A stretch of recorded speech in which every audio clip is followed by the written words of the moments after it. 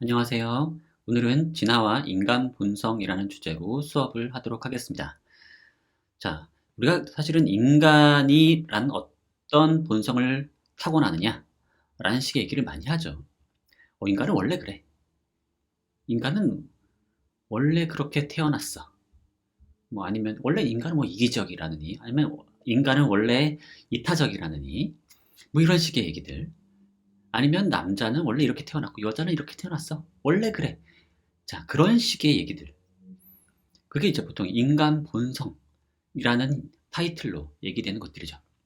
자, 그런데 우리가 지난 시간에 생물 종에 대해서 다루면서 그거를 이제 진화와 연결 짓는 순간 상당히 그 재미난 얘기를 할 수 있었다는 걸 볼 수 있었죠. 자, 그거를 바로 다시 이제 우리 인간 본성 개념에 또 한번 적용을 해보죠. 진화론을 진지하게 우리가 수용할 경우에 그것은 인간 본성에 대해서 무슨 얘기를 해줄까요? 두 가지 얘기가 있습니다. 스티븐 핑커를 대표로 하는 진화 심리학자들은 이런 식으로 많이 이야기하죠. 진화 심리학은 인간 본성이 무엇인지, 그리고 우리가 왜 그런 본성을 가지게 되었는지 알려줄 수 있다는 거죠. 그래서 진화 심리학 연구자들은 대체로 인간 본성에 대해서 여러 가지 얘기를 합니다. 인간은 대체로 이런 본성을 타고났다라는 식의 얘기들. 그리고 그게 상당히 과학적으로 확립된 얘기다라는 식으로 많이 얘기합니다. 그런데 또 다른 그 생물학자인 마이클 기셀린이라고 하는 학자는 다음과 같이 말합니다. 진화는 인간 본성에 대해 무엇을 가르쳐 줄까? 그것은 인간 본성이 미신이라는 걸 가르쳐 준다. 라는 거죠. 자, 누구 말이 맞는 걸까요? 또는 둘 다 맞는 방법은 없을까요? 어쩌면 두 사람은 인간 본성이란 말을 동일한 용어를 쓰고 있지만 어쩌면 다른 개념으로 사용하고 있는 걸지도 모릅니다. 자, 이 마이클 기셀린이 거부하고 있는 그 인간 본성 개념, 그건 뭘까요? 자, 그건 어쩌면 매우 전통적이고 매우 좀 고정적인 느낌, 뉘앙스를 가진 그런 강한 개념을 가리켜서 그런 인간 본성은 존재하지 않는다. 라는 식의 얘기일 수도 있습니다. 자, 무슨 얘기냐면요. 지난 시간에 우리가 그 종 개념에 대해서 얘기할 때 유형적 관점을 맨 처음에 소개해 드렸었잖아요. 바로 그겁니다. 자, 전통적인 인간 본성 개념은 바로 유형적인 관점에 기초해 있는 건데요. 이에 따르면 인간 본성이란 인간의 보편적이면서 또는 또 인간에게만 특유한 그런 속성들의 집합을 의미합니다. 자, 그래서 여기 그냥 알파벳으로 표현했는데 여기 알파벳 A, B, C, D, E는 일종의 속성이라고 생각해 보세요. 그리고 마이너스 기호는 이제 not. 그래서 개체들마다 보시면은 이런 속성들을 A, B, C, D, E를 가지고 있거나 가지고 있지 않거나 이런 것들이 있겠죠. 그래서 A, B, C, D, E, A, B, C, D, A, B, C, not D, E, A, B, C, D, not E, A, B, C, D, not E, A, B, C, D, A, B, C, not D, E 이런 식으로 이제 우리는 어떤 개체를 표현할 수 있겠죠. 속성을 통해서 어떤 개체는 A, not B, not C, not D, not E, not A, B, not C, not D, not E not A, not B, not C, not D, not E 이런 식으로 이제 개체를 우리가 속성을 통해서 묘사할 수 있을 텐데요. 가만 보시면 자, 인간이라고 하는 특성, 예를 들면 뭐 손가락이 5개라느니 아니면 뭐 말을 할 수 있다거나 아니면 또 뭐 2발로 걷는다거나 이런 거 생각을 해보죠. 그런 속성들을 적용을 해보면 인간들은 거의 대부분 그런 속성을 가지고 있죠. 그래서 뭐 A는 뭐 2발로 걷는다라거나 B는 뭐 말을 할 수 있다거나 C는 뭐 손가락이 5개라거나 뭐 이런 식의 얘기를 해보면 자, 그런 것들이 이제 인간을 규정하는 특성이 되겠죠. 자, 그런데 재미난 거는 이걸 어떤 속성의 집합을 우리가 인간의 본성이라고 규정하든 그것으로부터 벗어난 약간은 그 비전형적인 그런 사람이 존재하기 마련입니다. 예를 들어서 아까 C를 손가락이 5개라고 하는 속성이라고 얘기하면은 손가락이 5개가 아닌 사람도 있어요. 손가락이 6개인 그런 사람도 분명히 존재하고요. 또는 태어나서 살다가 여러 사고에 의해서 이제 손이 없어질 수도 있는 거고요. 자, 그런 식으로 생각하다 보면은 여기 나온 인간 본성으로 규정된 특징들은 모든 인간이 가진 그런 특성이 될 수는 없죠. 일부 인간은 그런 특성을 가지고 있지 않습니다. 그렇죠. 그래서 기껏해야 여기서 사용되는 인간 본성 개념은 인간의 일부 집합, 보통 우리가 정상적이라고 얘기되는 사람들에게만 이제 적용되는 그런 속성이 되겠죠. 그럼 그런 속성을 가지고 있지 않은 사람들은 뭐예요? 비정상적인 거죠. 그래서 이 전통적인 인간 본성 개념은 이게 인간에 대한 완전한 필요 충분 조건을 의도하지만 사실은 그렇진 않기 때문에 왜 그렇지 않느냐라고 공격받으면 그 사람들은 보통 어떻게 답하느냐? 그걸 규범적인 의미로 해석하는 거죠. 왜냐면 정상적인 인간이라면 그런 속성을 가져야 한다는 거죠. 그래서 그런 속성을 가지지 못하면 정상에 미치지 않는 그런 비정상적인 인간이라고 하는 거죠. 뭐 장애인이라거나 아니면 아이들 뭐 이런 아이들은 아직은 정상 범죄에 못 드는 거죠. 뭐 기어다니는 애기라거나 아직 말을 못하는 아기들 다 사실은 비정상에 속한 거죠. 아주 엄밀하게 적용한다 그러면은.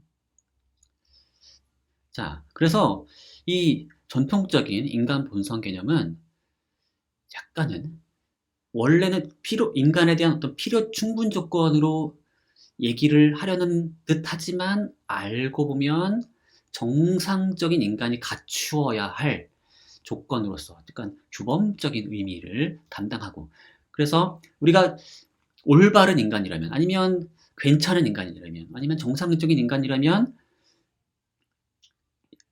우리가 이런 속성들을 갖춰야 한다라는 식으로 약간 규범적으로 또는 도덕적으로 이제 의미를 부여할 수가 있게 되는 거죠. 자, 정상적인 인간이라면 말을 할 줄 알아야지 뭐 이런 식으로. 그래서 약간은 차별을 두는 그런 역할을 하게 되죠. 그래서 1등 인간과 2등 인간의 구분이 여기서 되는 거고요. 자, 한편 전통적인 인간 개념은 이제 과거의 인간과 현재 인간을 모두 포함해서 어떤 불변적인 그런 속성을 얘기하려고 하는 거죠. 그래서 만약에 A, B, C를 인간 본성이라고 하면은 A, B, C는 과거이든 현재이든 미래이든 인간이라면 응당 갖추어야 할 조건으로 얘기되는 거죠. 하지만 기셀린과 헐 등의 이제 생물학자 또는 생물철학자 일부 이런 생물학자 겸 그 생물철학자들에 따르면 이런 식으로 규정하는 그런 인간 본성은 신화라고 하는 겁니다. 왜냐? 진화에 따르면 인간은 계속 변하니까. 그리고 진화론에 따르면 어때요? 특정 시기에도 다 조금씩 다르기 마련인 거죠. 이건 바로 지난 시간에 소개해드린 얘기죠. 바로 그걸 우리가 진지하게 받아들이면 어떤 속성을 통해서 인간을 규정하려는 시도, 속성을 통해서 인간 본성을 이제 규정하려는 그런 거는 신화에 불과하게 되는 거죠. 엄밀하게 보면 기셀린과 헐의 이런 주장은 아주 맞는 말입니다.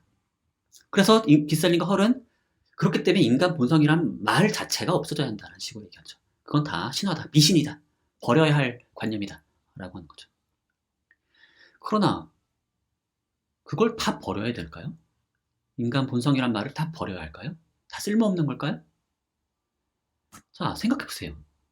호모사피엔스라고 하는 종 생각해보죠. 자, 이 호모사피엔스는 지금 이거 보시면 약간 남자 같은데, 자, 물론 두 부류를 다 같이 그려줘야 좋을 텐데, 뭐 어쨌든 간에 호모사피엔스는 상당히 쉽게 식별되는 종입니다. 저게 호모사피엔스인지 아닌지 구분하기가 아주 쉬워요. 자연에 나가서 제가 호모사피엔스인지 아닌지 헷갈리는 경우 있습니까? 있어요? 없죠. 그리고 우리가 보지도 못한 사람에 대해서 그가 누군가에 대해서 걔가 사람이야 라는 걸 듣게 되면 우리는 그에 대해서 많은 걸 예측할 수 있죠. 걔는 손가락이 5개겠지. 2발로 걷겠지. 아마 말을 할 수 있을 거야. 라는 식의 예측을 할 수 있습니다. 물론 항상 이 예측이 맞는 건 아니지만 거의 99% 맞죠. 그렇죠? 그래서 만약에 우리가 이제 외계인, 그래서 화성인을 위해서 우리가 지구 가이드북을 만드는데 거기서 이제 인간에 대한 항목을 작성한다고 생각해 보세요. 뭐라고 쓰겠어요, 여러분? 이런 식의 그림도 하나 그려놓고, 그렇죠? 도감처럼 이제 그림도 그려놓고 거기다가 이제 2발로 걷고 털이 비교적 많지 않고 사교적이면서 저 사람들 다 어울리잖아요, 그렇죠? 그다음에 말도 할 줄 알고 그래서 수다스럽다. 와 같은 정보를 우리가 거기다가 이제 잘막하게 적어 놓으면 꽤 도움이 되겠죠. 그렇죠? 화성인들이 지구에 와가지고 여러 동물들 사이에서 인간을 식별하는데 상당히 도움이 될 만한 그런 지침 아니겠습니까? 이런 식별 지침으로서의 인간 본성 개념을 우리가 고려한다면 이런 의미의 인간 본성은 쓸모가 있죠. 그리고 여기에 신화적인 건 없죠. 우리가 어떤 개의 본성, 고양이의 본성 이런 거 얘기할 때 개라면 사람을 잘 따르고 등등등 다리가 4개가 있고 털이 어떻고 귀를 후각이 좋고 또 청력도 좋고 이런 식의 얘기하면 그게 도움이 될 거 아닙니까?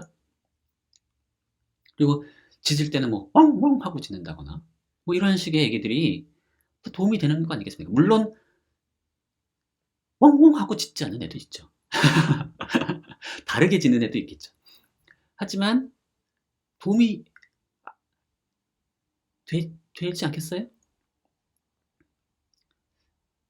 바로 그런 의미에서 인간 본성을 고려한다면 인간 본성 개념을 완전히 버리는 것보단 이런 식의 인간 본성을 좀 남길 수 있지 않겠냐라는 겁니다. 자, 그래서 이제 갓프리 스미스라고 하는 생물 철학자는 이 인간 본성이라는 개념에 대해서 개념 정리를 위해서 다음과 같이 유형적 사고와 개체군 사고를 비교합니다. 자, 이 2가지 사고 방식을 대비시킨 건 사실은 이걸 처음 제시한 사람은 에르스트 마이어라고 하는 생물학자인데요. 이걸 구분지으면서 에르스트 마이어는 다윈의 진화론이 생물학에 대한 유형적 사고를 개체군 사고로 전환시켰다라고 주장을 합니다. 이게 무슨 의미냐? 자, 유형적 사고에 따르면 먼저 이제 이상적 유형이 먼저 존재합니다. 마치 이데아의 세계에 이제 이런 게 실제죠. 플라톤식에 따르면 이상적 유형이 먼저 존재하고 그 유형을 만족하는 또는 이런 유형이 현실화됨으로써 다양한 개체들이 만들어지는 거죠.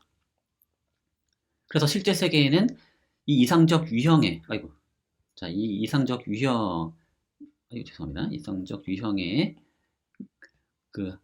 카테고리에 들어가는 그런 개체들이 막 존재하게 되는 거죠. 물론 완벽하지 않아요. 현실화되는 과정에서 항상 불완전성이 여기에 개입하게 마련인 거죠. 그래서 지금 원처럼 생겨야 되는데 이상적 유형은 딱 정확한 원인데 실제 세계는 좀 찌그러진 원들이 존재하게 되는 거죠. 그래서 이상적 유형에 가장 근접한 애도 있지만 이 가운데는 상당히 근접하고 있네, 맞죠? 하지만 여기서 멀어질수록 이쪽 귀퉁이로 가는 애들일수록 상당히 좀 불안전해지죠. 어떤 애는 이쪽으로 길쭉하고 어떤 애는 이쪽으로 넓적하고 이런 식의 실제의 구현체들이 생겨나게 마련인 거죠. 여기는 이상적 유형의 불완전한 복제품들인 거죠. 플라톤식으로 말하면. 물론 오늘날의 생물학자들이 플라톤주의자라는 얘기는 아닙니다. 또는 19세기 과거의 생물학자들이 다 그런 플라톤주의자라는 건 아닙니다. 그럼에도 불구하고 현실에 있는 어떤 차이들을 생각할 때 그 차이를 어떻게 생각하느냐? 자, 가장 이상적인 게 있고 이 가운데가 이상적인 거예요. 가운데가 이상적인 거고, 여기서부터 벗어나는 거는 그로부터 뭔가 모자라는 점이 되는 거죠. 편차가 되는 거죠. 데비에이션이 되는 거죠. 원래는 이래야 되는데 이러지 못하고 좀 찌그러진 애들이 만들어지는, 이런 식으로 생각을 하는 겁니다. 이게 이제 유형적 사고 방식인 거죠. 현실에 있는 여러 차이들을 원래 그래야 하는 것 더하기 데비에이션으로 생각하는 겁니다. 플러스, 마이너스 이런 식으로. 자, 그런데 개체군 사고는 어떤 식이냐? 우선 먼저 개체들이 먼저 있어요. 개체들의 집합이 있는 거죠. 개체들의 집합이 있습니다. 개체들은 그냥 원래 존재하는 거예요. 원래 얘는 이렇게 생겼고, 원래 얘는 이렇게 생겼고, 원래 얘는 위로 길쭉하고, 원래 이런 겁니다. 그냥 원래 이런 애들이 각자 존재해요. 자, 그러면 우리가 얘네들을 하나의 집합으로 묶어서 걔네들을 동그라미다 라는 식으로 우리가 말하는 건 뭐냐? 그거는 일종의 우리가 이걸 개념화해서, 이게 사실 좀 다 다양한데 그거를 그냥 뭉뚱그려서 이제 동그라미라고 부르는 거죠. 이건 우리가 지어낸, 상상을 통해서 지어낸 개념적 도구인 겁니다. 자, 우리가 종을 사고할 때 바로 이제 다윈은 바로 이런 식의 전환을 촉구했다는 거죠. 원래 개체들은 다 원래 다양하다. 다만 우리가 편의를 위해서 이제 이런 동그라미라는 식의 이름을 붙인 것뿐인 거죠. 자, 그리고 이게 왜 꼭 필요하냐? 진화의 변이가 원래 진화의 원동력이죠. 변이가 없으면 진화가 일어날 수 없잖아요. 맞죠? 그래서 이 변이라고 하는 걸 그 자체로 인정한 그런 사고방식이 다윈에 의해서 이제 드디어 제대로 정립될 수 있었다라고 에른스트 마이어가 주장을 하고 있는 건데요. 자, 그러면 거트리 스미스는 무슨 주장을 하고 싶은 거냐면, 이 개체군 사고방식에서도 여전히 이 동그라미라고 하는 종, 대충 둥글다라고 하는 속성, 둥글다라는 속성을 얘기하면, 물론 이게 제대로 만족하지는 않죠. 하지만 둥글다라고 하는 속성을 우리가 얘기해서 이 집합을 규정하려고 하면, 그건 뭐냐? 일종의 뭐 평균 또는 뭐 전형적인 속성, 이런 게 되는 거죠. 전형적인 속성 아니면 평균, 이런 식으로. 가장 뭐 다수파 이렇게 되는 거죠. 물론 이렇게 규정하게 되면 여기와 여기 애들은 좀 약간 소외될 수도 있지만, 대충 둥글다라는 식의 속성을 통해서 얘들을 식별하는데 유용한 도구로 사용할 수 있지 않겠습니까? 이 동그라미라고 하는 속성이 바로 그런 역할로서의 본성, 인간 본성을 우리는 사용할 수 있다는 겁니다.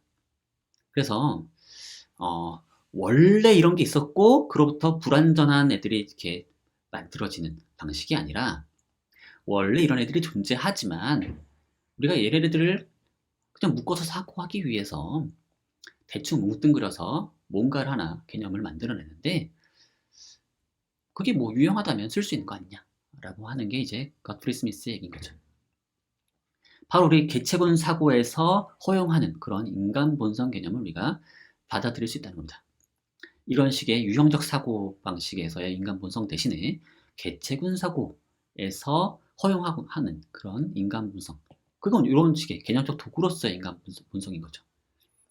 이상적 유형이 아니라 개념적 도구로서의 인간 본성은 받아들일 수 있다는 겁니다. 근데 이게 무슨 의미냐? 자, 살짝 약화된 인간 본성 개념인 겁니다. 자, 진화가 이렇습니다. 여기서 종이 분기가 되고요. 여기서 또 종이 분기가 됩니다. 자, 그러면 계속 그 형질이 바뀌죠. 그런데 특정한 시점에 한정한다면 이 시점에 A의 종에 속한 애들은 대체로 그 특정한 시기에 특정한 환경에 적합한 형질들이 당시 진화적 역사의 결과로 선택이 됐겠죠. 그래서 그 시기에 이 한 종의 구성원들은 대체로 비슷한 특징들을 가지게 됩니다. 약간 좀 특이한 애도 있긴 하지만, 그래도 평균적으로 비슷한 애들이 있을 거라는 거죠. 그래서 그 한 종의 구성원들을 특성화할 수 있는 대략적인 유전적 프로파일이 존재할 거라는 하는 거고, 그런 걸 우리가 인간 본성이라고 부를 수 있지 않겠냐는 겁니다. 물론 이때 말하는 인간의 특성 또는 인간의 본성은 변화합니다. 진화는 계속 끝없이 일어나는 거기 때문에 뒤에 무슨 일이 벌어질지 몰라요. 지금 현재 약간 노란 형질이지만 나중에 이제 빨간 게 변할 수도 있는 겁니다. 그래서 이 시기에 약간 빨간 애가 좀 더 다른 애들에 비해서 좀 더 빨간 애가 있을 수가 있죠. 이 빨간 애는 그 당시에는 어떤 애로 보이겠어요? 좀 비정상적이네. 어째 좀 너무 특이하다. 이렇게 보일 수 있겠죠. 그 당시엔 아마 정말로 그네들 그런 특성을 가진 개체를 비정상적이네 라고 부를 수도 있겠죠. 하지만 그런 특성이 나중 가니까 정말 이게 다수파가 될 수가 있는 거죠. 얘네들이 주류가 돼서 한참 뒤의 시점에서는 그 빨간색이 정상적인 빨간색을 인간 본성이라고 부를 수 있는 시기가 될 수 있는 겁니다. 그리고 현재의 정상적인 특징이 이 빨간색이라고 하는 어떤 특징이 미래에는 다시 희귀해져서 더 이상 인간 본성이라고 부르기 어려운 그런 특성이 될 수도 있는 거죠. 자, 그래서 이 약화된 인간 본성 개념에 따르면 이 진화론을 상당히 진지하게 수용하는 상황에서 인간 본성 개념을 우리가 얘기할 때는 이 인간 본성에 대해서 어떤 시간적으로 불변적인 함의를 부여할 수는 없는 겁니다. 그리고 사실은 동시 요런 방식 시간에 걸쳐서 불변적이다라고 하는 그런 특성을 우리가 인간 본성에 부여할 수 없다는 거고요. 이게 공시적인 특징이라면 여기 통시적으로도 여기 보세요. 요 안에서 개체군 한 시점의 개체군을 볼 때에도 그 안에 빨간 애도 있고 좀 더 노란 애도 있고 노란 애가 좀 더 많겠죠. 살짝 초록색인 애도 있겠죠. 그런 의미에서 이제 통시적인 이게 잠시만요. 죄송합니다. 시간에 걸치니까 이게 통시적이죠. 통시적이라고 고쳐 써보겠습니다. 통시적이고 공시적. 제가 글씨를 너무 못 쓰네요. 자, 통시적 의미 어떤 불변성도 우리는 거부하는 거고요. 공시적 의미 어떤 보편성 이런 것도 우리는 거부하는 겁니다. 자, 인간 본성에 우리는 통시적 불변성이나 공시적 보편성 이런 거를 부여할 수 없게 되는 겁니다.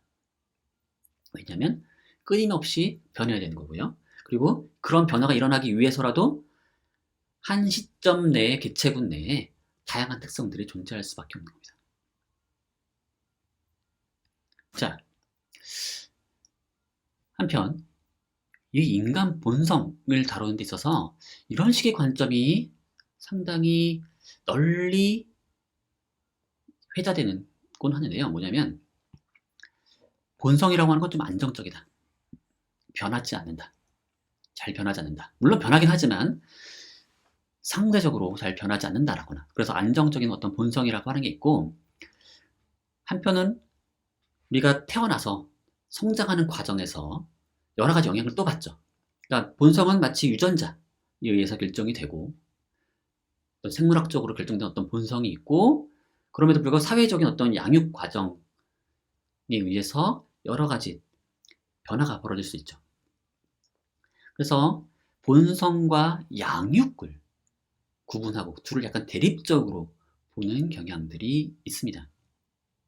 그 예를 들어서 그래서 원래 인간 본성은 원래 이렇게 타고나는데 이런 식으로 이렇게 과외를 많이 시키면 공부를 더 잘하고 과외를 못 시키면 이제 공부를 좀 못한다거나 그런 식의 양육에 의한 차이가 발생한다는 식의 얘기들이 있죠. 그 얘기 다 사실은 이것과 깊은 관련이 있죠. 사람들의 본성은 대충 비슷한데 양육에 의해서 뭔가 달라질 수 있는 그런 게 있다. 또는 뭐 어떤 사람은 그에 반대해서 원래 공부는 머리가 유전된 거다라는 식의 얘기를 하면서 암만 뭐 과외를 시키거나 뭘 하든 사교육 뭐 다 소용없다. 결국 타고난 머리가 결정한 거다라는 식의 얘기를 하는 사람도 있죠.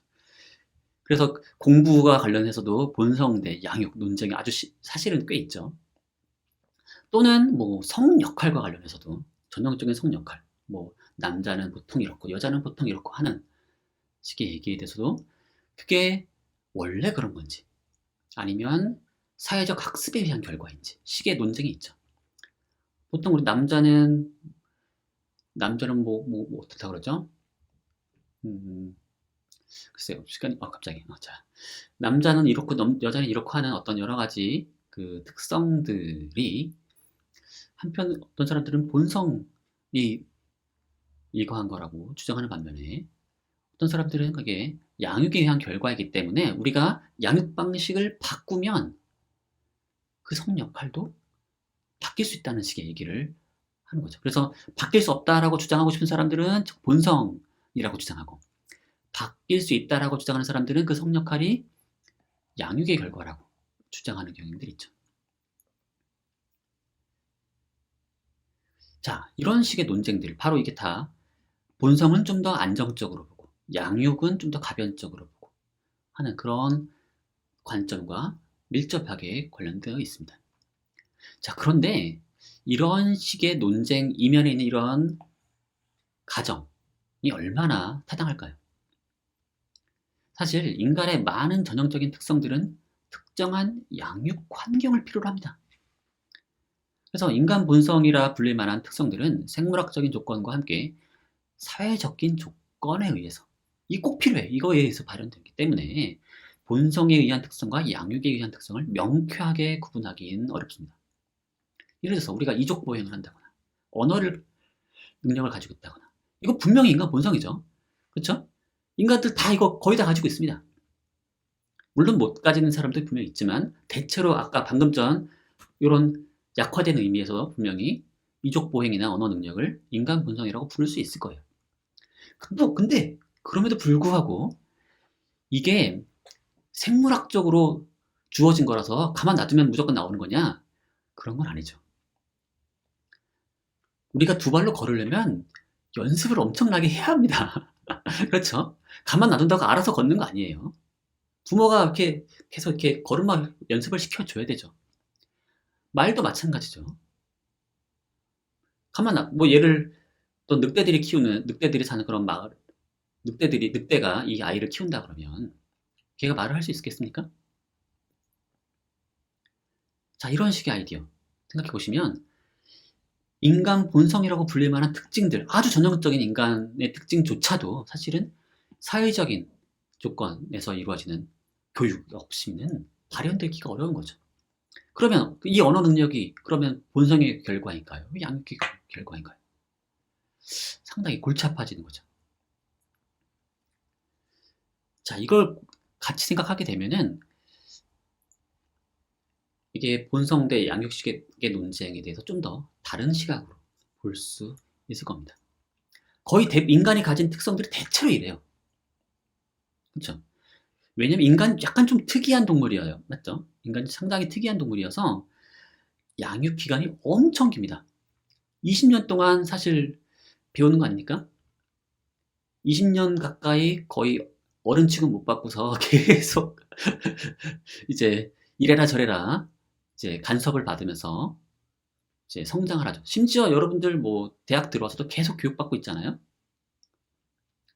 그러니까 인간이 가진 여러 가지 안정적인 본성이라 불리는 그런 특징들조차도 사실은 어마어마한 기간의 학습을 필요로 하기 때문에 그 과정을 지워버리면 그런 특성이 발현될 수가 없는 거죠.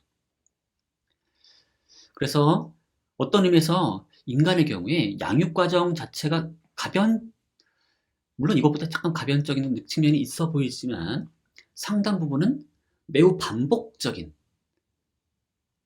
이루어지는 어떤 그런 안정된 제도가 있는 거죠, 사실은. 양육도 사실 상당히 안정적입니다. 제도화된 과정이 있는 거죠.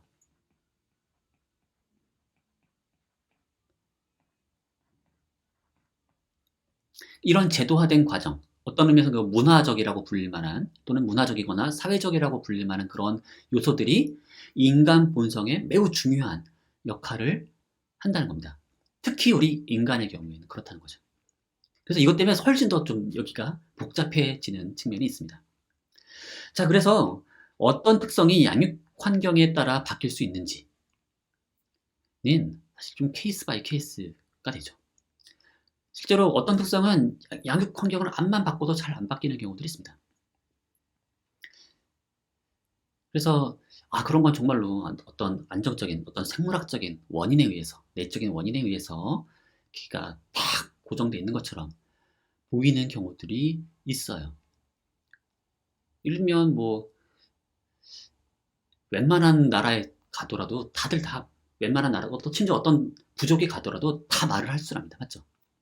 그러니까 거의 문화적인 차이에도 불구하고 상당한 양육 환경의 차이도 불구하고 물론 언어 자체는 다 다르긴 하지만 말을 한다라고 하는 점은 상당히 비슷하죠. 물론 아예 안 가르치면 사실은 아예 안 가르치면 말을 못 하긴 하겠지만은 웬만한 변화에 있어서는 상당히 그 안정적인 능력이 있는 거죠. 인간의 능력. 말하기 능력. 또 이족 보행 능력도 마찬가지죠. 모든 문화권에서 다 이족 보행을 하죠. 그렇죠? 어떤 부족은 네 발로 걷는다. 그런 부족 본 적 없죠. 그러니까 상당한 이제 안정성이 있긴 있습니다. 우리가 다시 네 발로 걸어라. 걷게 이제 교육을 시킨다고 해가지고 그게 쉽게 되겠습니까? 안 되겠죠. 우리가 또는 말로 하는 말 대신에 우리 이제 다른 걸로 하자라고 한다고 해서 이게 쉽게 되겠습니까? 쉽지 않을 것 같아요. 어떤 사람들은 그런 항목 속에 어떤 것까지 넣냐면 남성과 여성의 어떤 성역할, 남성은 주로 바깥 일을 좋아하고 사회적 성공을 중시하고 여성은 뭐 가정에서의 성공, 양육을 훨씬 더 중시한다라고 하는 그런 어떤 특성도 역시 이런 식의 쉽게 바뀌지 않는 본성이다. 그리고 그게 생물학적으로 거의 내장돼 있다는 식으로 얘기하곤 합니다. 그래서 이거 상당히 논쟁적인 주장인데요. 많은 페미니스트들은 사실 그렇지 않고 그게 이제 우리가 양육 환경을 바뀌어서 여성도 남성처럼 키우면 남성적인 어떤 그런 특성들이 발현될 수 있고 남성도 여성적인 환경을 제공해주면 이제 우리가 흔히 말하는 전형적인 남성으로 안 자랄 수 있다라는 식으로 얘기하곤 하죠. 상당히 오랜 논쟁이 있는데요. 자, 이에 대해서 명확하게 답을 하기는 어렵습니다. 그건 사실 경험적인 그리고 연구돼야 할 부분이 많이 있는데요.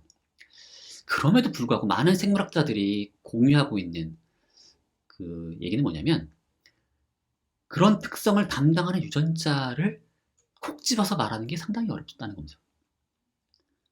예를 들면 뭐 공부 잘하는 유전자 따로 있느냐? 살림을 좋아하는 유전자, 권력욕을 좋아하는 유전자 이런 어떤 사람의 어떤 심리적인 특성, 어떤 능력과 딱 1대1로 대응시킬 만한 그런 유전자를 찾기가 어렵습니다. 그런 게 있는지조차 상당히 의심스러워요.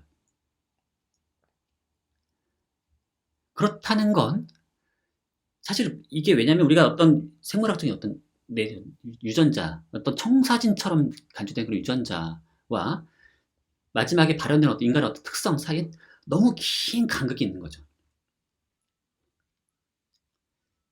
특히 인간의 경우에 너무 그게 심하다 보니까 어, 많은 그 변화의 여지가 있는 것 아니냐라고 생각하는 사람들이 많이 있습니다.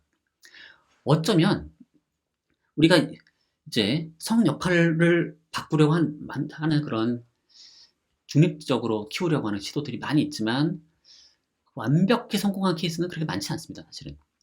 근데 그거에 대해서 이렇게 생각할 수도 있죠.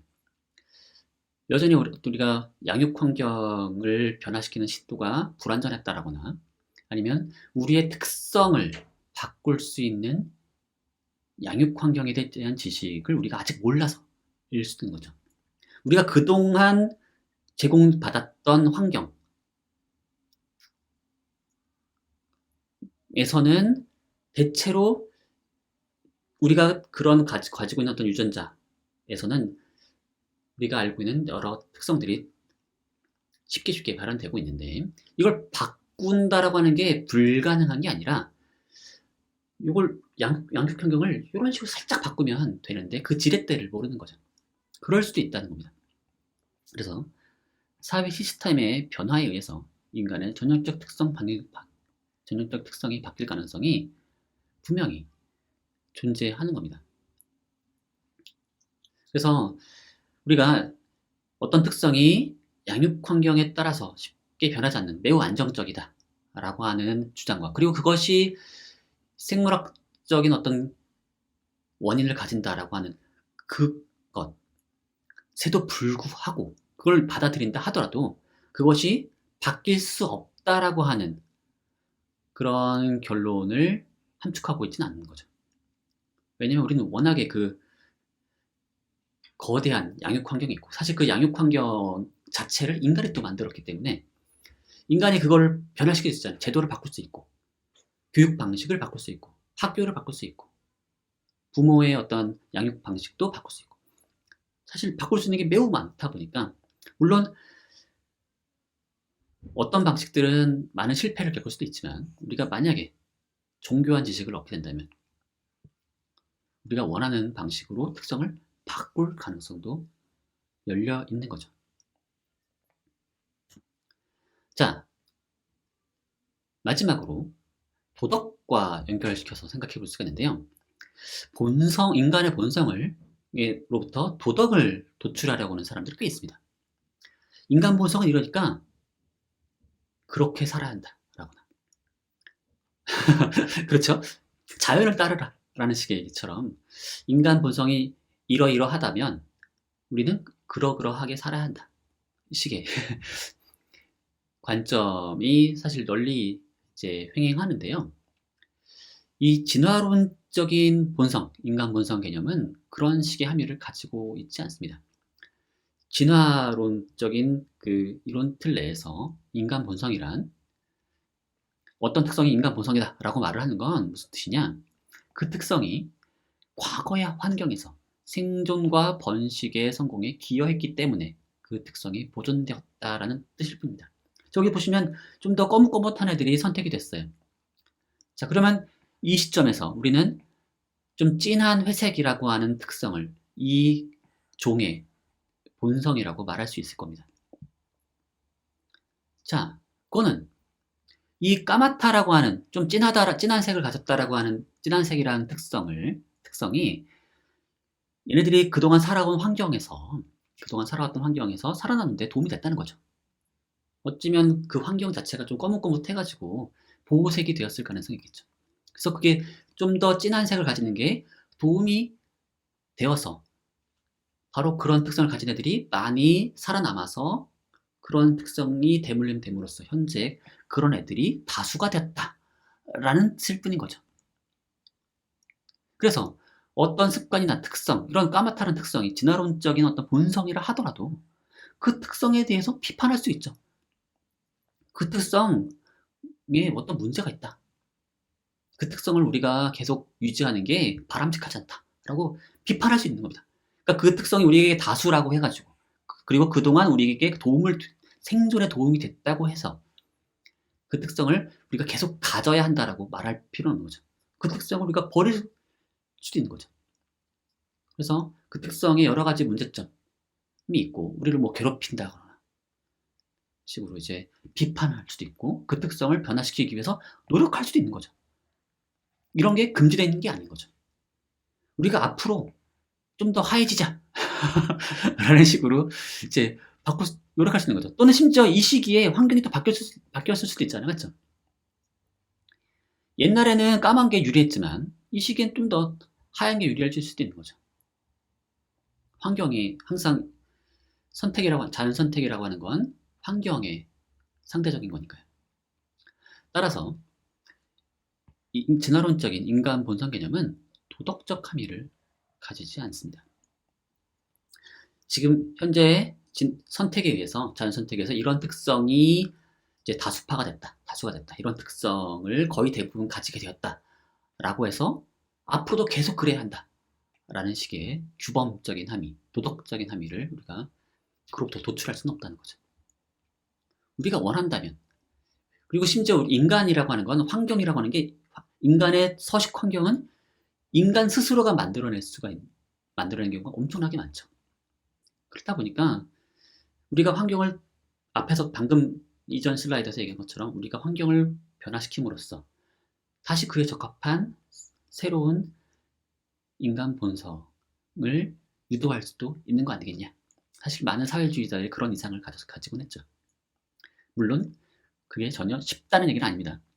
실제로 사회주의 국가들의 그런 실험들 거의 대부분 실패했기 때문에 그걸 논리적 가능성만 가지고 이제 마구마구 실험하는 건 사실 상당히 또 위험한 일이기도 합니다. 그래서 어쨌든 진화론이 어떤 이론 그 자체에서 말해주는 건 여기까지인 거죠. 자, 그래서 우리가 진화론적 인간 본성 개념을 좀 다시 말해서 과거 유형적 관점으로부터 벗어나서 약간 약화된 의미의 인간 본성 개념을 살펴봤는데요. 자, 진화론적인 의미에서 인간 본성이란 어떤 뜻이냐? 아까도 말씀드렸듯이 이거죠. 그 특성을 가짐으로써 생존과 번식에 유리해서 그 특성이 현재 우리 개체군의 다수의 특징이 됐다는 거죠. 개체군의 다수가 그걸 가진 특징이 됐다는 건데, 자, 이런 식으로 말하는 인간 본성은 통시적 불변성을 함축하지 않고요. 공시적인 의미의 보편성도 가지고 있지 않습니다. 그리고 도덕적 함의도 가지고 있지 않아요. 지금까지 그랬으니까 앞으로도 그래야 한다. 그런 식의 함의도 가지고 있지 않습니다. 그럼 이건 무슨 쓸모가 있느냐? 대략적인 식별 지침으로서만 쓸모가 있는 거고요. 이건 상당히 사후적인 성격을 가지고 있습니다. 자, 이런 본성을 가지고 있기 때문에 이렇게 된다가 아니라 사실은 그동안의 어떤 환경에 의해서 이런 성질을 우리가 갖게 된 것뿐이니까 이건 원인이 아니라 결과에 가까운 겁니다. 그래서 사후적인 성격을 가지고 있는 거죠. 자, 그리고 특히 인간의 경우에는 사회 시스템도 상당히 중요한 역할을 하게 됩니다. 그렇죠? 두 가지 의미에서인데, 하나는 인간의 어떤 전형적인 특성이 발휘되는데 사회 시스템 자체가 매우 중요한 역할을 하게 되는 거죠. 부모의 양육, 사회적인 교육 시스템 이런 것들이 결국에 전형적인 인간 특성을 발현시키는데 매우 중요한 역할을 하고 있는 거고요. 또 한편으로는 인간은 그런 사회 시스템을 직접 만들었다는 것. 그리고 그 사회 시스템은 결국 인간이 사는 환경을 또 다시 만들고 있다는 점.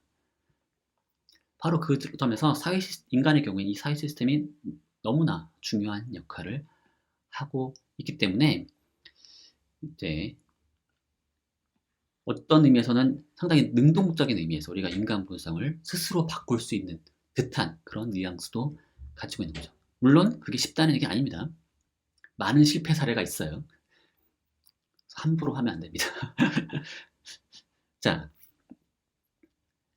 결국 이에 따르면 인간 본성을 우리가 이제 정의할 수는 있어요.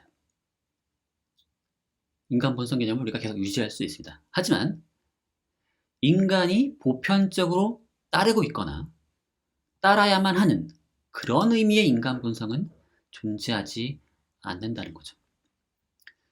그리고 이런 식의 얘기를 우리가 생물학의 범위 내에서 생물학이라고 한 또는 진화론을 넘어서서 이런 식의 얘기를 한 철학자들이 있느냐?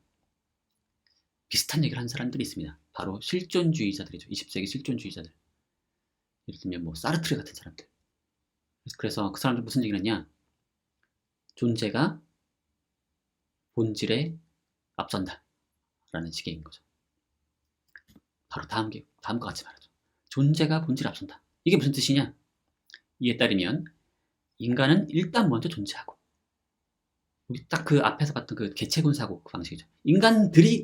개별 인간들이 일단 먼저 존재해요. 그리고 자신을 마주하고 세계 속에서 이제 출렁거립니다. 그런 다음에 사후적으로 나중에야 스스로를 정의하는 거죠. 이 정의가 먼저 있어서 그에 부합하는 인간들이 만들어지는 게 아닌 거죠. 인간들이 일단 먼저 존재하고 살아가고 그런 다음에 사후적으로 나 정의할 수 있게 된다는 거죠.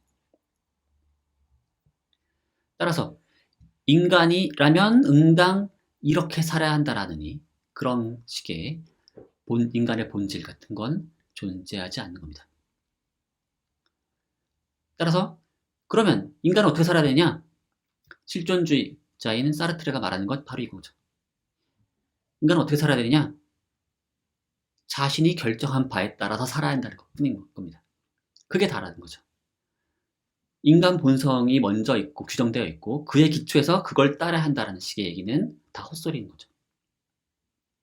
우리는 그냥 다만 우리의 선택에 의해서 우리가 스스로 결정해서 살아갈 뿐이고 그에 대해서 책임을 지면 다인 거죠. 과연 그러면 진화론에 의해서 인간 본성이 말하는 바는 어쩌면 여기까지 인생인 거죠. 인간 본성을 가지고서 너무 많은 함의를 이끌어내려고 하면 위험해진다는 거죠. 어쩌면 그건 인간들에 대한 억압이 될 수도 있는 겁니다. 자, 그러면 오늘 수업은 여기까지 하도록 하겠습니다. 모두 수고하셨습니다.